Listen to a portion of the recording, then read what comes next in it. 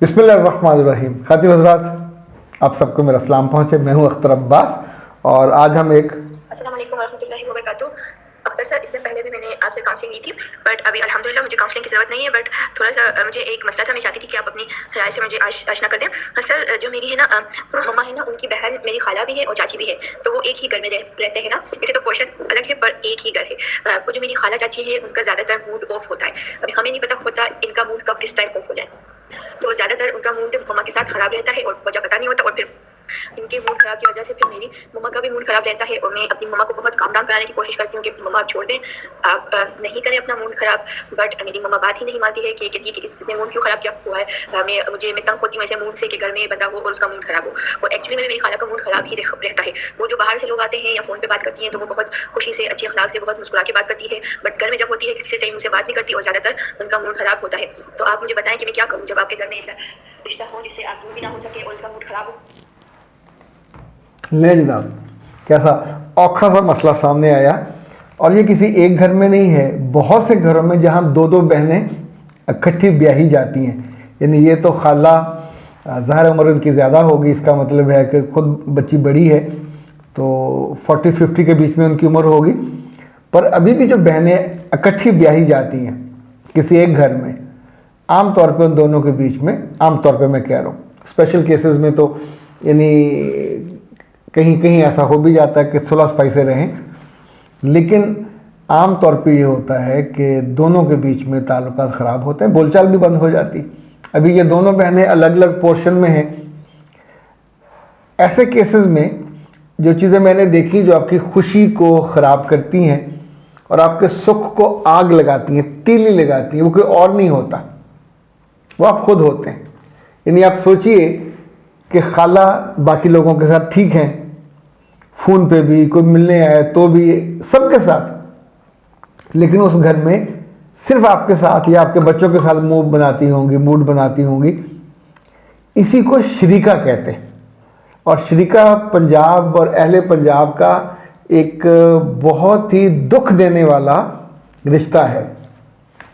ये शरीका सगी बहनें, भाइयों की जो बीवियां हैं वो, और जो करीबी रिश्तेदार होते हैं जिनके साथ आपका असासा, जायदाद, विरासत वो तकसीम होनी होती है। यानी मुफादात जुड़े हुए होते हैं, मुफादात की जंग होती है। हालांकि मिलना वही होता है जो कानून के मुताबिक होता है, लेकिन ख़वातीन का ख्याल होता है कि मैं अगले को कट एंड साइज कर सकती हूँ। 3-4 चीज़ें हैं जो आप सबको ज़हन में रखनी चाहिए। एक तो अंग्रेज़ी में एक जुमला मैं आपको आखिर में बताऊंगा, बहुत मज़ेदार है। अच्छा, पहली बात यह है कि जब मुफादात टकराते हों तो फिर वहाँ सगापन कम हो जाता है। अगर उनके दिल में आपके बारे में कहीं है कि मैं इसको लेट डाउन करूँ और मेरा नाम और मेरा मुकाम और मेरी इज़्ज़त और मेरी जय जयकार होती रहे, तो मुफाद तो हुआ ना। दूसरी बात ये याद रखिएगा कि ये मुमकिन है कि आपकी वालदा में कोई एक्स्ट्रा ऑर्डिनरी खूबी हो, खूबसूरत भी ज़्यादा हो सकती हैं, खाना बहुत अच्छा पका सकती हैं, डीलिंग बहुत अच्छी हो सकती है। तो जलने के लिए, जेलस होने के लिए ये तीनों नुक्ते बहुत अहम हैं। अगर सगी बहन पढ़ी लिखी हो और इन हर एब्सेंस जो रिश्तेदार हैं वो उसका जिक्र करते हो, तो कैसे आपके दिल को अच्छा लगेगा, जेलसी तो होगी। ऐसे जो शक्ल है, बाज़ बहनें एक ही घर में एक की शक्ल बहुत खूबसूरत होती है, जाज़िब नज़र होती हैं, दूसरी ज़रा थोड़ा कम सूरत होती है, तो वो भी जेलसी का फैक्टर होता है। तीसरा, अगर आपका मियाँ आपकी ज़्यादा केयर करता हो, ज़्यादा आपको हाथों का छाला बना के रखता हो, तो सगी बहनों के लिए ये मसला भी बहुत ही दुख देने वाला होता है। मैं आमतौर पे काउंसलिंग में लोगों को ये समझाता हूँ कि अगर आपका मियाँ बहुत मोहब्बती है, बहुत केयरिंग है, डैशिंग किस्म का, तो कभी उसका तज़किरा अपने घर जाके मत कीजिए, वहाँ सो रखिए। यानी जितना हम इस बयान को लुक्रेटिव बना देंगे, डेकोरेटिव बना देंगे, जैसे वो डेकोरेटिव जनरल होता है ना 4 स्टार, तो उससे फिर जलन होती है कि इतने सारे इसको क्यों फीते लगे हुए हैं। तो ऐसे अगर किसी का मियाँ, इसी तौर पे अगर किसी लड़की के बच्चे बहुत टैलेंटेड हों, बहुत समझदार हों, लोग उनके रवैये की, उनकी शख्सियत की तारीफ़ करते हो, तो भी ये मसला हो जाता है। तीनों सूरतों में हमेशा जो आपने बात याद रखनी है कि सगी बहन से कोई निकाह नहीं हुआ। सगी बहन माँ भी नहीं है, सगी बहन बाप भी नहीं है। वो एक ऐसा रिश्ता है जो ससुराल में किसी ऐसी जेठानी के तौर पे या देवरानी के तौर पे है। तो जैसा किसी जेठानी को और देवरानी को एक काबिल कबूल रवैया दिया जाता है, वो अगर नाराज़ हो जाए तो क्या रात को खाना छोड़ दिया जाता है? वो अगर दुख दे तो क्या सारी रात रो रो के आप अपने आप को हलकान कर देंगे?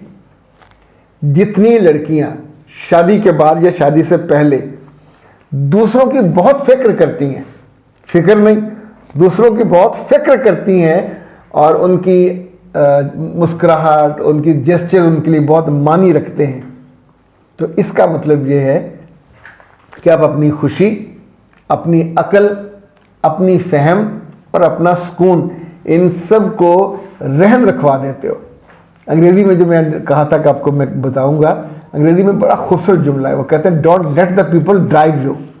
और आप तो उनकी आंखों, उनकी नाराज़ी, उनके गुस्से, उनकी हर चीज़ को आपने ये इजाज़त दे रखी है कि वो गुस्से होंगी तो आप दुखी होंगी, वो आपसे नाराज़ होंगी तो आपका मुंह बनेगा।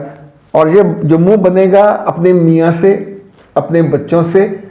और एक बात और याद रखिएगा, जो लड़कियां इस तरह करती हैं, आम तौर पे जिनके दिल अल्लाह की मोहब्बत से खाली होते हैं, वहाँ सिर्फ इंसानों की, चीज़ों की मोहब्बत होती है, तो वो ज़रा सा डिस्प्लेस हों तो उनको बहुत फ़र्क पड़ता है। तो अपनी अम्मा से बेटा ये कहिए कि अपने रब से ज़्यादा मोहब्बत करें।